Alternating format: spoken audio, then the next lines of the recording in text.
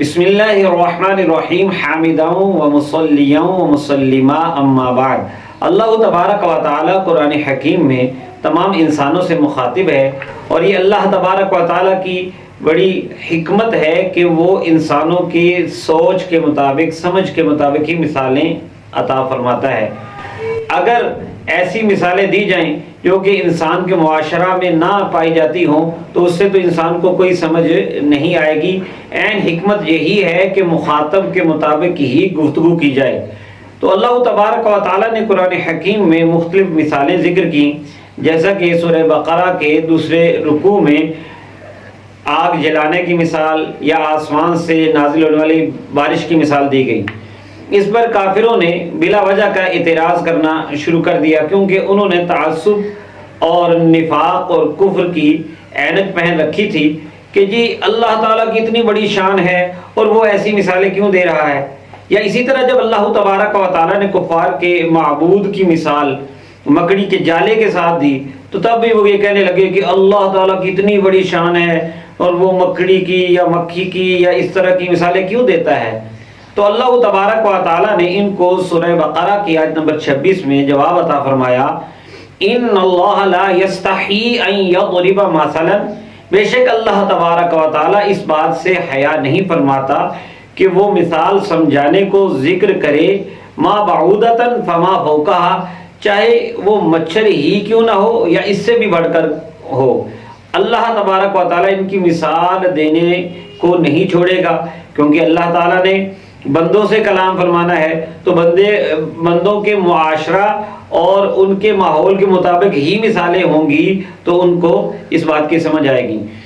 اب ان مثالوں کی وجہ سے، قرآن کریم کی ان واضح اور حکمت بھری آیات کی وجہ سے دو گروہ بن گئے۔ ایک تو وہ جو کہ دل و جان سے اللہ اور اس کے رسول صلی اللہ علیہ وسلم کے کلام کو ماننے والے تھے، فَأَمَّا الَّذِينَ آمَنُوا فَيَعْلَمُونَ أَنَّهُ الْحَقُّ مِنْ رَبِّهِمْ، تو بہرحال وہ لوگ جو ایمان لائے وہ یہ یقین رکھتے ہیں کہ یہ سب ان کے رب کی طرف سے حق ہے۔ اور دوسرا گروہ وَأَمَّا الَّذِينَ كَفَرُوا فَيَقُولُونَ مَاذَا أَرَادَ اللَّهُ بِهَذَا مَثَلًا، اور رہی بات ان لوگوں کی جنہوں نے کفر کیا تو وہ کہنے لگے کیا ارادہ کیا اللہ تعالیٰ نے ان چیزوں کے ساتھ مثالیں دے کر۔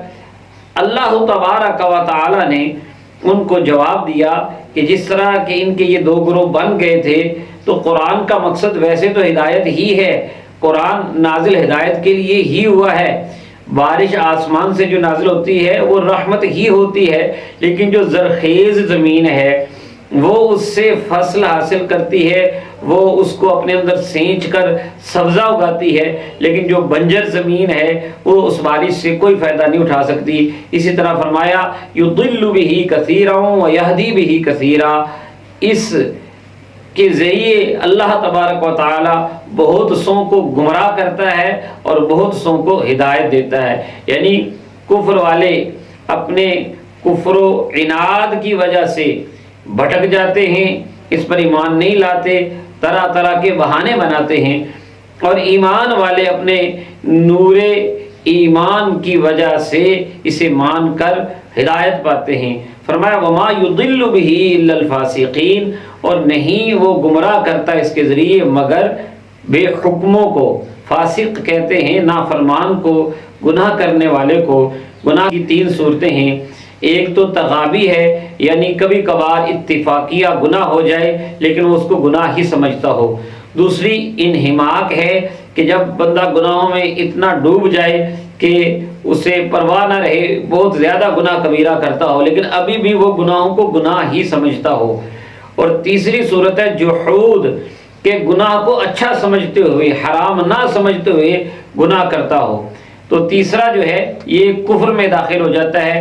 پہلے دو گناہ کبیرہ کرنے والے بڑے گناہ گار تو ہوں گے لیکن جب تک وہ کفر و شرک میں ملوث نہ ہوں وہ کافر نہیں ہوتے۔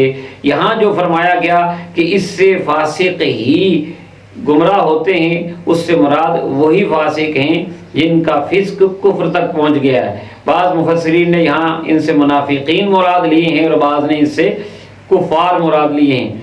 بہرحال ان کی مزید صفت آیت نمبر 27 میں بتائی کہ الذین ینقضون عہد اللہ، جو اللہ کے عہد کو توڑتے ہیں، من بعد میثاقہ، اسے پکا کرنے کے بعد، یعنی اللہ کا عہد پکا کرنے کے بعد توڑتے ہیں۔ اس عہد سے مراد یا تو وہ عہد ہے جس کا سورہ اعراف کی آیت نمبر 172 میں ذکر ہے کہ جب آدم کی اولاد سے عہد لیا تھا اور اس میں پوچھا تھا الست بربکم، کیا میں تمہارا رب نہیں؟ تو سب نے کہا تھا بلا شہیدنا، کیوں نہیں، ہم گواہ ہوتے ہیں۔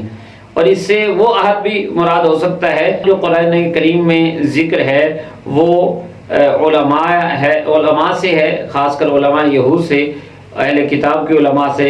وَإِذْ أَخَذَ اللَّهُ مِيثَاقَ الَّذِينَ أُوتُوا الْكِتَابَ، یہ سورہ آل عمران کی آیت نمبر 187 میں ہے کہ وہ کیا کریں گے، لَتُبَيِّنُنَّهُ لِلنَّاسِ وَلَا تَكْتُمُونَ، کہ وہ نبی کریم صلی اللہ علیہ وسلم کی صفات کو لوگوں کے سامنے ضرور بیان کریں گے اور اسے چھپائیں گے نہیں، اللہ کے حکام کو ضرور بیان کریں گے اور اسے چھپائیں گے نہیں۔ تو بہرحال یہ مختلف قسم کے میثاق قرآن کریم میں ذکر ہیں۔ بہرحال عہد کوئی بھی ہو جو اللہ سے عہد لیا، پہلی امتوں کا خاص کر جو کہ انہوں نے یہ عہد کیا تھا کہ جب نبی رحمت صلی اللہ علیہ وسلم تشریف لائیں گے تو ان پر ایمان لائیں گے، لیکن اب یہود و نصارہ جو مکر رہے تھے تو وہ فاسقین میں، نافرمانوں میں شامل ہو رہے تھے۔ فرمایا الذین ینقضون عہد اللہ من بعد میثاقہ، جو توڑتے ہیں اللہ کے عہد کو، وَيَقْطَعُونَ مَا أَمَرَ اللَّهُ بِهِ أَن يُوصَلَ، اور کاٹتے ہیں اس کو جس کو اللہ نے جوڑنے کو حکم دیا، ملانے کا حکم دیا۔ اس میں ایک تو یہی نبی کریم صلی اللہ علیہ وسلم پر ایمان لانے کا عہد، اس کو کاٹنا مراد ہے، یا ساری کتابوں پر ایمان لانے کا عہد اس کو چھوڑنا مراد ہے، یا اسی طرح رشتہ داریاں جوڑنے کا اللہ تعالیٰ نے حکم دیا تو رشتہ داری توڑنا یہ بھی اس میں آ جاتا ہے۔